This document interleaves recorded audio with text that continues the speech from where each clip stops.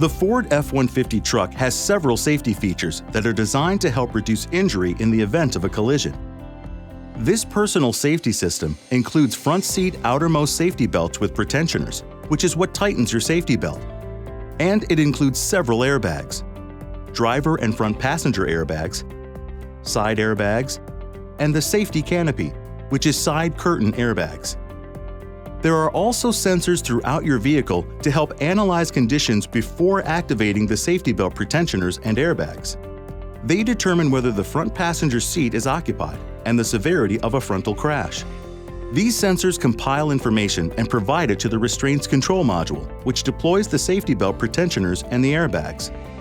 Based on the information received, the restraints control module decides which safety devices to deploy and when to do so. Your vehicle is also equipped with a belt minder system.